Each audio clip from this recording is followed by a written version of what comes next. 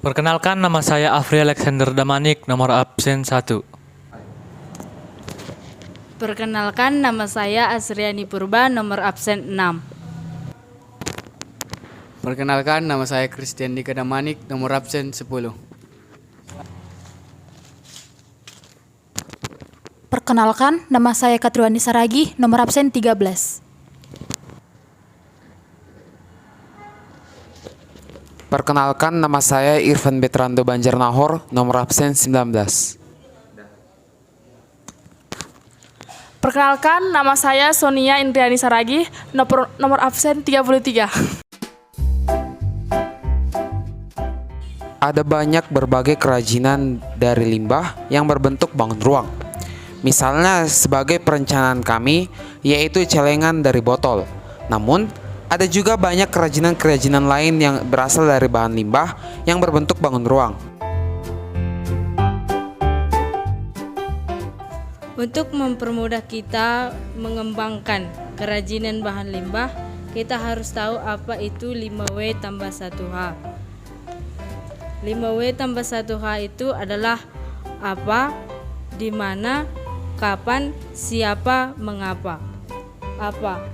Apa jenis kerajinan-kerajinan yang akan kita lakukan, yaitu kerajinan bahan limbah yang terbuat dari bahan-bahan bekas yang berbentuk 3 ruang dimensi.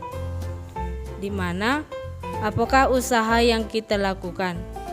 Usaha yang kita lakukan yaitu usaha kerajinan limbah bangun ruang yang melaksanakan kegiatan usaha yang menguntungkan.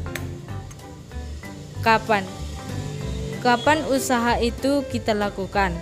Usaha yang kita lakukan, kita harus menentukan jenis usaha yang kita lakukan seperti riset, membuat anggaran, dan memberikan macam-macam produk yang akan kita sampaikan kepada konsumen. Siapa yang akan membuat kerajinan bahan limbah bangun ruang? Kita dapat membuat kerajinan bangun ruang yang sangat beragam yang terbuat dari plastik, kardus, dan kertas. Sebagai mempercantiknya, kita dapat memajangnya di ruang tengah atau di dinding rumah kita.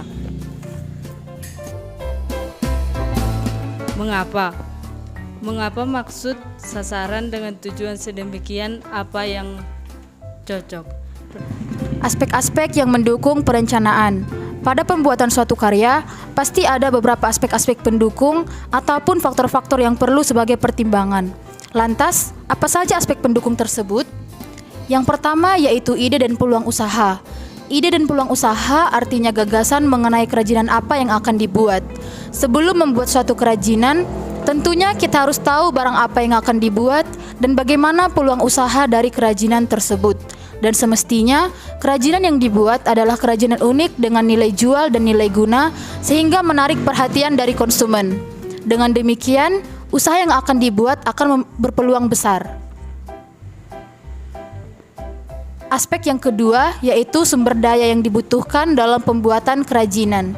Sumber daya artinya bahan yang diperlukan dalam pembuatan kerajinan.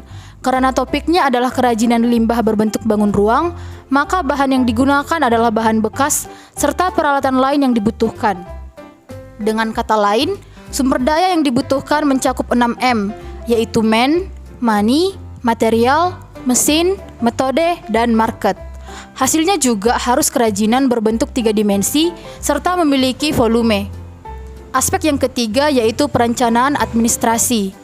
Perencanaan administrasi atau anggaran dana yang dibutuhkan dalam pembuatan kerajinan. Tentunya kita ingin mendapat keuntungan yang besar dengan modal yang sedikit. Aspek yang keempat yaitu pemasaran. Pemasaran adalah salah satu aspek terpenting dalam pembuatan karya kerajinan yang akan menghubungkan kita dengan konsumen. Pada tahap pemasaran, tentunya kita akan melakukan berbagai upaya ataupun tindakan untuk menarik perhatian para konsumen. Pada tahap ini, kita akan menjual hasil karya kita dan akan mendapat keuntungan. Jadi itulah beberapa aspek pendukung dari suatu perencanaan. Rapi dalam mengembangkan kerajinan limbah berbentuk bangun ruang yaitu Kendalanya bisa bermacam-macam, tetapi biasanya seperti kekurangan bahan-bahan pokok, kerajinan, peralatan yang kurang terutama pada alat dan bahan yang susah dicari dan juga dari segi modal juga kendala yang dihadapi. Tidak konsisten dan kendala yang paling besar adalah rasa malas melakukannya. Mana usaha kita itu? Nggak tahu lah, aku gak ada penuntung-untung dari kemarin. Namanya juga usaha, kan nggak mungkin langsung untung. Nggak mau aku kalian yang urus itu sana kalian. Susah kali punya buka usaha ini, uang gak ada, modalnya pun gak ada, barangnya susah dicari, mandulus mau. Kedakan Pak. Sumber daya yang diperlukan untuk perencanaan pembuatan kerajinan limbah berbentuk bangun ruang. Yang pertama yaitu faktor paling utama dalam membuat kerajinan limbah berbentuk bangun ruang karena manusia merupakan pelaku dari kegiatan ini.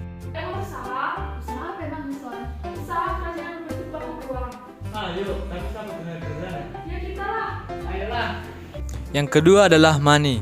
Money atau uang merupakan penunjang penting dalam membuat kerajinan limbah berbentuk bangun ruang. Yang ketiga yaitu material. Material merupakan bahan yang akan diolah untuk membuat kerajinan. Tanpa bahan, kerajinan yang akan diolah tidak akan jadi karena tidak ada bahan yang ingin diolah. Berikutnya yaitu mesin. Adalah alat yang digunakan untuk membantu proses pembuatan kerajinan. Tanpa mesin, proses pembuatan kerajinan akan berlangsung lama atau bahkan tidak dapat selesai. Berikutnya yaitu adalah metode. Yang berikutnya adalah metode. Metode adalah prosedur kerja yang akan membuat pekerjaan-pekerjaan berjalan lancar. Jika prosedur kerja atau metode pengerjaan tidak dibuat dengan baik, maka tahap pengerjaan dan hasil dari pekerjaan tersebut tidak akan bagus. Yang terakhir yaitu market. Market merupakan tempat memperkenalkan karya-karya hasil pekerjaan kita, agar karya-karya kita lebih dikenal masyarakat. Di tempat ini jugalah transaksi akan terjadi saat karya-karya kita dapat menarik perhatian masyarakat. Ada banyak berbagai kerajinan dari limbah yang berbentuk bangun ruang. Misalnya sebagai perencanaan kami, yaitu celengan dari botol. Namun, ada juga banyak kerajinan-kerajinan lain yang berasal dari bahan limbah yang berbentuk bangun ruang. Contohnya adalah kerajinan celengan dari kardus, kerajinan tempat alat tulis, kerajinan tempat tisu dari kardus, dan kerajinan topi dari kardus juga. Banyak juga dari kardus lain. Misal, kerajinan tempat sampah kardus, kerajinan lampu hias dari kardus, kerajinan miniatur rumah yang dapat dijadikan hiasan dari kardus. Selain itu, botol-botol minuman yang sudah tidak dipakai lagi dapat dijadikan sebagai kerajinan. Contohnya, kerajinan vas bunga dari botol plastik. Selain itu, bisa juga dijadikan sebagai kerajinan tempat pensil dari botol. Kerajinan mainan anak dari botol, sehingga para ibu tidak usah lagi membeli mainan ke pasar, cukup membuat daripada limbah-limbah sehingga dapat digunakan untuk anak-anak. Yang lain adalah kerajinan boneka lucu dari botol dan kerajinan wadah permen dari botol, sehingga limbah-limbah tadinya yang tidak bisa digunakan sekarang bisa digunakan kembali dan bisa dipergunakan kembali. Itulah merupakan contoh-contoh kerajinan limbah yang berbentuk bangun ruang. Teman-teman sekalian, bahwa sampah-sampah yang di sekitar kita dapat kita gunakan dan dapat kita kreasikan sebagai alat-alat yang berguna untuk kita. Oleh karena itu, mari kita pergunakan alat-alat yang tidak dipakai lagi sebagai kerajinan. Contohnya adalah kerajinan limbah berbentuk bangun ruang.